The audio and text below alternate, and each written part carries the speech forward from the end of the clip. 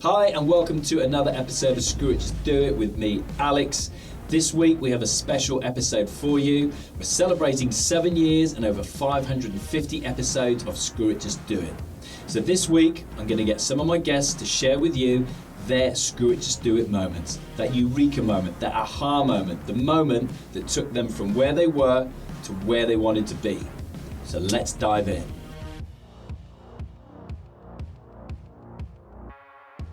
It does start from when you're a kid, and you know, most kids probably grow up having a bit of fun on bikes, you know, skateboards, rollerblades, anything like that. You know, we grew up in a very rural area, so it was down in Devon. There wasn't much to do, you know, not the traditional kind of. You had to make your own fun, basically. Yeah. And Dan's the oldest, and we've got G, who's the middle brother, and myself as the youngest one. And it was very much a case of, just making your own entertainment. And Dan was then, and he still is now, you know, very kind of sort of creative, I suppose. Like, he was never happy as a kid. Like Mum always said, he was never happy just being, you know, in the garden. He wanted to build things and create things and make things for him and other kids to do. So yeah, I think I've always felt really blessed to have that direction and kind of passion for mountain biking and cycling in general, you know, and you know, it gives you like a direction, and it gives you so much focus in life. So you've got to be present and aware in that moment, and things have to sort of collide for your attention. But if those things do, and it captures your attention and your awareness, then it can be a course-correcting moment. And that is what happened for me.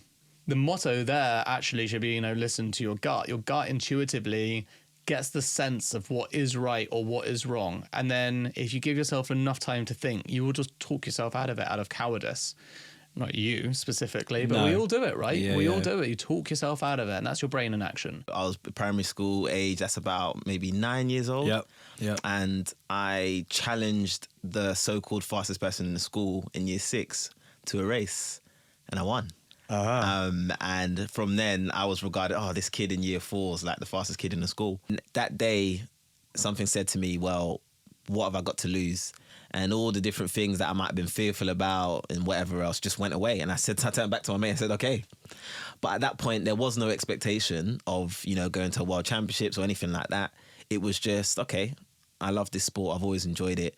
Let me just try something new. You might have not known my name then, but by the grace of God, you're going to know my name soon. And fast forward to the 2023 World Athletics Championships, Steve Cram on commentary was calling me the flying accountant. It's so important that you go and search for what life is teaching you rather than wait for it to happen and say, oh yeah, now is maybe my time for a lesson, because you will find every obstacle that you've overcome in your life, and it could be really small, has taught you a lesson. And if you were to ask me, would I choose a different life in terms of all these lessons that I've learned? I will. If I go back in time, I will not change anything. Can you imagine? I would want to go through every single detail, every pain, every torture, every single experience, just to get here again. Ultimately, if you think there was to be any different outcome from changing it, how do you know that you would like what you become? Yeah. I love whoever I become, because everything that was meant to completely break me and make me bitter and make me all these negative things that I don't even want to mention, as a result of it, I was there, I recognized it, and I thought, this is not me, this is not what it's meant to be, and I'm going to show you that I'm bigger than this, I'm stronger than this. So it became a screw it, just do it moment, really, because we've been thinking about it for a while, so it was becoming clearer and clearer that was the route we needed to go. There was definite disagreement, and we have some robust conversations in our team, and it should always be the case. We see, again, like, we see the world from our team very differently from the people that are in it, and that's useful. There was, I think by the time we made the decision, I think there was consensus, but we're not 100% there. But then ultimately it sits on my shoulders to go, this is what we're doing. And it is, okay, let's go full hog pro sport. Let's forget everything else. So we had to cut certain things out of the business. screw it, just do it, focus solely on the pro sports element. And then it took off from there. I was running out of time. All my friends and family were telling me, this is insane. No one's going to give you 50 grand to climb a mountain. I was getting rejections all the time on the phone. You know, I was getting injuries from training. It felt like this just avalanche of crap falling on me all the time. Specifically the morning that I decided to actually explore Everest, and I really did feel like there were suddenly two paths in front of me. It was like, either get up and go downstairs, make your Cocoa Pops, have another day where nothing changes, or explore this whole new idea, this ridiculous world where I'm going to fail. Obviously I'm going to fail, but I just realized that I couldn't keep shutting it out any longer, and I was going to go down the other path, and didn't know what to expect. But yeah, that was the moment, and I don't think a day from that morning waking up, I didn't do anything towards getting to the top of the world. What's the one thing that's enabled you to screw it, just do it, leave the military, launch and grow a successful business in Three Dark? People. Yeah, and I mean that in two ways. One is the external pressure which we all need. Pressure's a privilege, don't look at it as a negative. So the pressure from family and everyone, friends to be successful, but also the people within the organisation, the business that allow success, that are ultimately your fuel to success. Because without good people in the business, you cannot be successful. And I don't care what anybody says, you need like really, really, really good, driven, motivated people. And that's one of the hardest things to find when you're an entrepreneur, 100%. Is to find people that are just as passionate about what they're doing and why they're doing it for the business, for your business. and fucking keep hold of those people and reward them as well. And tell them just how good they are and be thankful and recognise that your success is a massive part of those other people. I'd just gotten out of hospital and the military had put me up back on camp in a marriage quarters, kind of one of their little houses they have.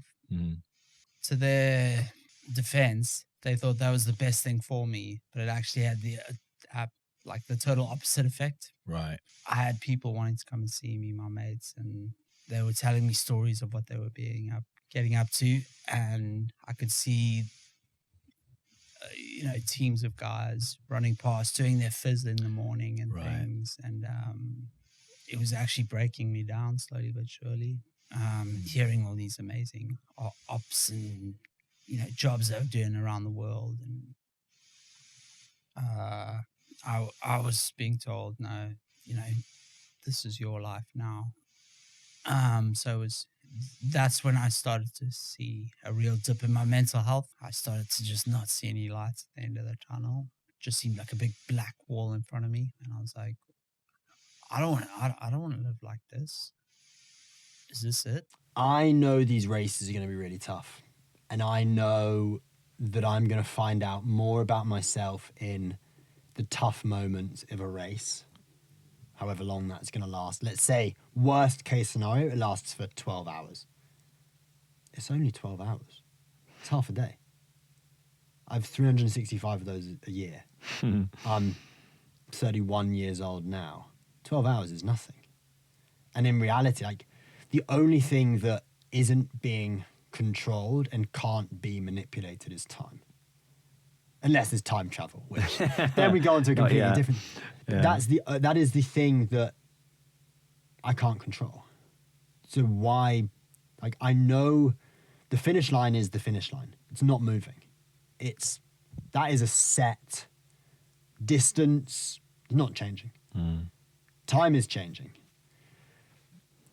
But the finish line isn't. And I know that if I keep moving forwards, time is going. I'm also moving close to the finish line. Yeah. Initially, I had no choice in being medically discharged from the Marines because of my injuries. But early on in my rehabilitation journey, my first physio, she had actually made it pretty clear that my military career was over, as was my sporting career. And I suppose it was at that moment where I had to decide what I was going to do myself. Do I follow the well-trodden path of finance into the city like a lot of officers do? Or do I, screw it, just do it, set up my own business? So that's probably the first time, using your mantra, I did that. The screw it, just do it moment for me was when I discovered this private Facebook group. And at the time, there were 6,000 people in it, which I thought was a lot. And I actually looked the other day, and I think there's nearly 80,000 people in this group now. Wow, so it's more than 10x. Yeah, and it's Wow. just dedicated to people learning how to transform their own chest freezers into a DIY ice bath. And that, for me, was the moment where I thought, if there's this many people willing to get electrocuted, have a really ugly product, clearly there's something not meeting their needs. So that really was the catalyst behind Monk, where I thought, well, I've got to create it. Essentially, throughout my entire career, and definitely when I finished, I never knew if I was a goalkeeper or centre forward. Really? In reality, that's the truth of my life and my football career. And when I say I never knew, I wasn't particularly brilliant at both or either, but it was something I really enjoyed, and I loved playing up front as much as I loved playing in goal. And my natural instincts at both kind of helped me to A, save goals and also B, score goals. So on that day, on the 8th of May 1999, when the ball fell to my right foot on the 6-yard line, for me there was only going to be one outcome, and I got hoisted up and carried off by thousands of Cumbrian Carlisle fans. It was a real surreal moment. You can't. It's very hard to describe those moments, and they obviously don't happen very often in your lives. So that sort of elation. Yeah. So no, it was a great moment in my life. I've had bad days, bad years in when Lawrence was in the gym. I found it really difficult. Obviously, I boxed Lawrence eventually, but after he'd left the gym. But when he was in the gym, I found it difficult because he was the number one in my weight category, in the world, and like I was like number 2 to him in the gym, and I struggled with that because he was always my target before he joined the gym.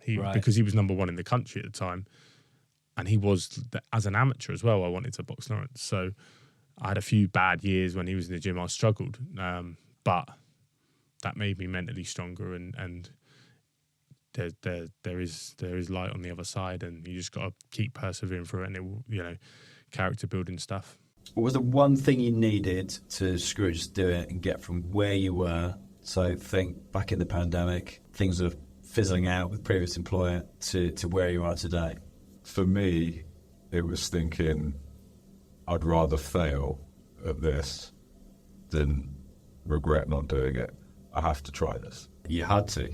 That was like, we're survivors, as a race, we're survivors. Humans, we're human beings are survivors. We want to survive, and I think that's like we were put in a position where there is no choice. We've gone balls deep. Like there isn't a plan B. The plan A is this is going to work and be a global business, which it is, turning out to be.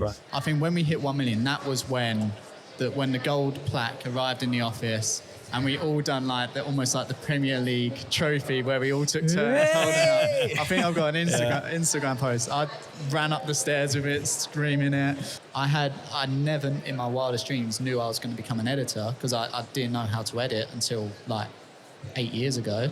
First trade I'd done for Diary CEO was rubbish compared to the one that's going out tomorrow. And that the only reason why we got to that place is literally just trying something new every day, a little bit of a 1%. How can I make this project better? And that's ultimately going to compound your skill set. I hope you enjoyed that episode as much as I did. It was fantastic hearing some of our guests share their screw it, just do it moments with us. What I'd like to do now is get you to email or direct message me with your screw it, just do it moment. The moment that took you from where you were to where you wanted to be. Drop me a message, alex@screwitjustdoit.org, that's .org, or drop me a direct message on any of the social media platforms. That's LinkedIn, that's Instagram, that's Facebook. It's @Alex Chisnell.